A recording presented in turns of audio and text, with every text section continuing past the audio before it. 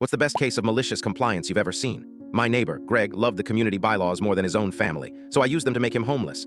I moved into the neighborhood for the peace and quiet, but Greg made it his personal mission to destroy that.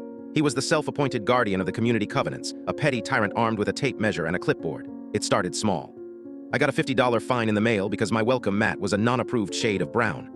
Then a $100 fine for improper hose storage, because I'd left it coiled by the spigot instead of in a sealed container. He would walk the property line every morning, searching for infractions. My grass was a quarter inch too long. My trash cans were put out at 7 a.m. instead of the mandated 8 a.m. He was the head of the community board, a position he'd held for 15 years because no one else wanted it. Every appeal I filed went directly to his desk, where he would stamp DENIED with a smug satisfaction. He was making my life a living hell, one petty violation at a time. I tried talking to him, I tried reasoning. He just pointed to the thick binder of rules and said, "The bylaws are the bylaws." He clearly enjoyed the power it gave him. He felt untouchable. After a $400 fine for unauthorized decorative river stones in my garden, I snapped. I realized I couldn't win by breaking his rules. I had to win by following them better than he did. I decided to become an expert. I spent an entire weekend at the county records office, a dusty, miserable place that smelled of decaying paper. I pulled every public document related to our community, going back to its founding in the 1970s. I read through zoning changes, amendments, and hundreds of pages of mind-numbing legal text. I was about to give up when I found it, tucked away in the original 1978 zoning agreement. It was a single sentence in a section about maintaining historical aesthetic integrity.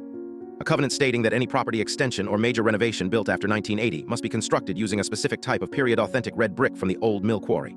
My heart started pounding. I knew for a fact that the old mill quarry had closed down in 1992. Greg's house was a modest one-story home, except for the massive, modern, glass and stucco second-story addition and patio he'd built in 2005.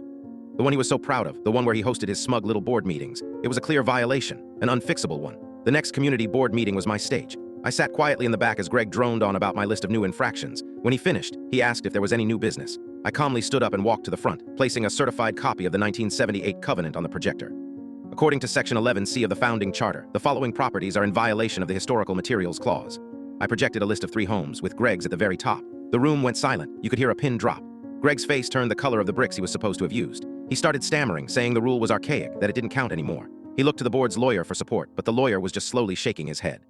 "It's a founding covenant, Greg," the lawyer said quietly. "It's binding." Greg was trapped. He was given a choice: face a daily fine of $500 or pay for a complete demolition of his illegal extension. The cost of demolition was estimated at over $200,000. He couldn't afford it, and his pride wouldn't let him back down. His house is still standing, but the bright orange, condemned sign on his front door is a new neighborhood landmark.